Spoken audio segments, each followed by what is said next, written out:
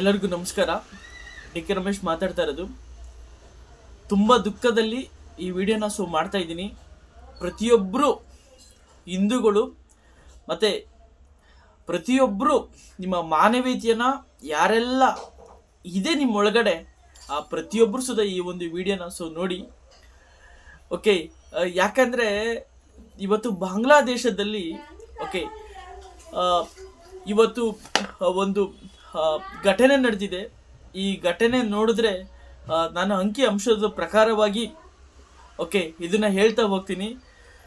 ದೀಪಾ ದಾಸ್ ಚಂದ್ರು ಅಂತ ಓಕೆ ನಮ್ಮ ಹಿಂದೂ ಹುಡುಗ ಓಕೆ ಏನೋ ಒಂದು ಅವ್ರ ದೇವರಿಗೆ ಓಕೆನಾ ಏನೋ ಅಂದ ಅಂತ ಒಂದು ಸಣ್ಣ ಉದ್ದೇಶಕ್ಕೋಸ್ಕರ ಓಕೆ ಒಂದೇ ಒಂದು ಪದನ ಬಳಕೆ ಮಾಡಿದರು ಅಂತ ಓಕೆ ಒಂದೇ ಒಂದು ಪದ ಬಳಕೆ ಮಾಡಿದ್ದಕ್ಕೆ ಅಲ್ಲಿನ ಓಕೆ ಮತೀಯವಾದಿಗಳು ಕ್ರೂರಿಗಳು ಓಕೆನಾ ಅವ್ರ ದೇವರು ಸುದ ಅವ್ರನ್ನ ಕ್ಷಮಿಸೋದಿಲ್ಲ. ಅವ್ರು ಮಾಡಿರೋ ಒಂದು ತಪ್ಪಿಗೆ ಕ್ಷಮಿಸಬಾರ್ದು ಅವ್ರಿಗೆ. ಓಕೆ ಒಡೆದು ಓಕೆ ಹುಚ್ಚು ನಾಯಿ ಹೊಡೆದಂಗೆ ಒಡೆದು ಜೀವಂತವಾಗಿ ಆ ವ್ಯಕ್ತಿನ ಸುಟ್ಟಾಕಿದ್ದಾರೆ. ಅದು ನೋಡಿದ್ರೆ ಪ್ರತಿಯೊಬ್ಬರಿಗೂ ಸುದ ನಾವು ಓಕೆ ರಕ್ತ ಕುದೀತದೆ. ಓಕೆ ನಿಜವಾಗ್ಲೂ ಅವ್ರು ಯಾರು ಈ ಥರ ಎಲ್ಲ ಮಾಡಿದ್ದಾರೆ ಅವ್ರು ಯಾರು ಈ ಭೂಮಿ ಮೇಲೆ ಬದುಕೋದಕ್ಕೆ ಅರ್ಹತೆ ಇಲ್ಲ. ಯಾರನ್ನೂ ಕೊಲ್ಲುವ ಹಕ್ಕು ಯಾರಿಗೂ ಸುದ ಇಲ್ಲ. ಓಕೆ ಈ ಘಟನೆ ನೋಡಿ ನಿಜವಾಗ್ಲೂ ನನ್ನ ಕಣ್ಣಲ್ಲಿ ನೀರು ಬಂತು. ಪ್ರತಿಯೊಬ್ಬರು ಸುದ ನೀವು ಎಚ್ಚೆತ್ಕೋಬೇಕು. ಯಾಕಂದರೆ ನಾವು ಇಂಡಿಯಾದಲ್ಲಿ ಎಷ್ಟು ನಮ್ಮ ಹಿಂದೂಗಳಿಗೆ ಓಕೆ ಸೇಫೆಸ್ಟ್ ಜಾಗ ಯಾವುದಪ್ಪ ಅಂದರೆ ಅದು ಇಂಡಿಯಾ. ಈ ಇಂಡಿಯಾನ ನಾವು ರಕ್ಷಿಸ್ಕೊಳ್ಬೇಕು. ಓಕೆ ನಾವೆಲ್ಲರೂ ಒಗ್ಗಟ್ಟಾಗಿರಬೇಕು. ಒಗ್ಗಟ್ಟಿಲ್ಲ ಅಂದರೆ ಓಕೆ ನಮ್ಮನ್ನು ಸುದ ಹಿಂಗೆ ಮುಕ್ಕಿ ತಿನ್ಕೊಂಡ್ಬಿಡ್ತಾರೆ. ನಮ್ಮ ದೇಶ ಗ್ರೇಟ್ ಇದೆ. ನಮ್ಮ ಸಂವಿಧಾನ ನಿಜವಾಗ್ಲೂ ಥ್ಯಾಂಕ್ಸ್ ಹೇಳಬೇಕು. ಇವತ್ತು ಅಷ್ಟು ಒಂದು ಒಳ್ಳೆಯ ಸಂವಿಧಾನವನ್ನು ಕೊಟ್ಟಿದೆ.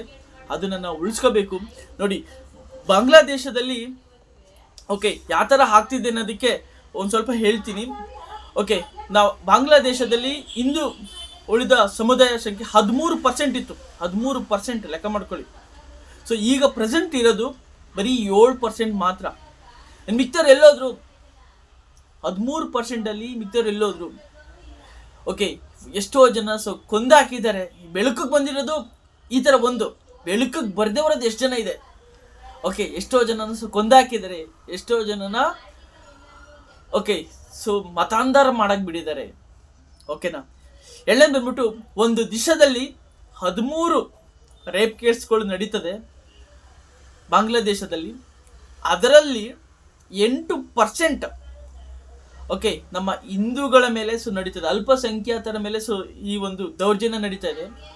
ಅದರಲ್ಲಿ ಇನ್ನೂ ದುಃಖದ ವಿಷಯ ಅಂದರೆ ಅಪ್ರಾಪ್ತ ನಮ್ಮ ಮೆಚೂರ್ಡೇ ಆಗಿರಲ್ಲ ಓಕೆ ಅಂಥವ್ರ ಮೇಲೆ ಅತ್ಯಾಚಾರ ನಡೀತಾ ಇದೆ. ನೋಡಿ ಇವ್ರಿಗೆ ಮಾನವೀಯತೆ ಅನ್ನೋದು ಎಲ್ಲಿದೆ. ಓಕೆ ನಿಜವಾಗ್ಲೂ ಇವ್ರು ಯಾರು ಸುದ ಬದುಕೋದಕ್ಕೆ ಓಕೆ ಅರ್ಹರಿಲ್ಲ, ಯೋಗ್ಯರಲ್ಲ. ಓಕೆನಾ ಈ ಪಾಕಿಸ್ತಾನ ಇದಕ್ಕೆಲ್ಲ ಸಪೋರ್ಟ್ ಮಾಡ್ತದೆ. ಓಕೆ ಅವರು ನಮ್ಕಿನ್ನ ಓಕೆ ಇರೋ ಅವ್ರಿಗೆ ವಿಭಾಗ ಆಗಿ ಹೋದಾಗ ಓಕೆ ನಮ್ಕಿನ್ನ ಚೆನ್ನಾಗಿ ಬದುಕ್ಬೋದಾಯ್ತು. ಓಕೆ ಅವ್ರಿಗೆ ನಾವು ಬದುಕಬೇಕು ಅನ್ನೋದಿಲ್ಲ. ಏನಾರು ಮಾಡಿ ಇವ್ನ ಹಾಳು ಮಾಡಬೇಕಂತ ಅವ್ರ ಮೈಂಡ್ ಸೆಟ್ ಇದೆ. ಫಸ್ಟು ನಾನು ಇನ್ನೊಬ್ಬನ ಹಾಳು ಮಾಡ್ಬೇಕಂದಾಗ ಫಸ್ಟು ನಾನು ಹಾಳಾಗ್ತೀನಿ ಅನ್ನೋದನ್ನು ಮರ್ತ್ಕೊಂಡ್ಬಿಟ್ಟಿದ್ದಾರೆ. ಅವ್ರು ಇವತ್ತು ಯಾವುದೋ ಲೆವೆಲ್ಗೆ ಹೋಗ್ಬಿಟ್ಟಿದ್ದಾರೆ. ಓಕೆನಾ ಇವತ್ತು ಅವರು ಯಾವುದೋ ಒಂದು ಲೆವೆಲ್ಗೆ ಹೋಗ್ಬಿಟ್ಟಿದ್ದಾರೆ. ಜೀವನದಲ್ಲಿ ಅವರು ಉದ್ಧಾರ ಆಗೋಕ್ಕಾಗಲ್ಲ. ಯಾಕೆಂದರೆ ಉದ್ಧಾರ ಆಗಬೇಕಂದ್ರೆ ಒಳ್ಳೆ ಆಲೋಚನೆಗಳು ಬರಬೇಕು. ಅದೇ ಥರ ಈ ಬಾಂಗ್ಲಾದೇಶನೂ ಅದೇ ಥರ ಆಗಿದೆ. ಓಕೆನಾ ಬಾಂಗ್ಲಾದೇಶದಲ್ಲಾಗಲಿ ಪಾಕಿಸ್ತಾನದಲ್ಲಾಗಲಿ ನಮ್ಮ ಹಿಂದೂಗಳಿಗೆ ಬದುಕೋದಕ್ಕೆ ತುಂಬ ಕಷ್ಟ ಆಗ್ತಿದೆ.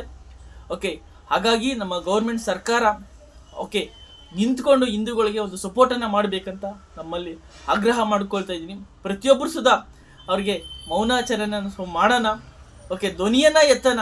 ಓಕೆನಾ ಧ್ವನಿ ಎತ್ತಿದ್ರೆ ಓಕೆನಾ ತಮ್ಮ ಗೌರ್ಮೆಂಟ್ ಸರ್ಕಾರ ಓಕೆ ಒಂದು ಕ್ರಮ ತೆಗೆದುಕೊಂಡು ಅಲ್ಲಿ ಮಿಕ್ಕಿದಂಥ ಹಿಂದೂಗಳಿಗೆ ರಕ್ಷಣೆಯನ್ನು ಕೊಡಲಿ ಅಂತ ಹೇಳ್ತಾ ನನ್ನ ಮಾತನ್ನು ಮುಗಿಸ್ತಾ ಇದ್ದೀನಿ. ಪ್ರತಿಯೊಬ್ಬರು ವಿಡಿಯೋ ನೋಡಿ ಮತ್ತು ವಿಡಿಯೋನ ಶೇರ್ ಮಾಡಿ.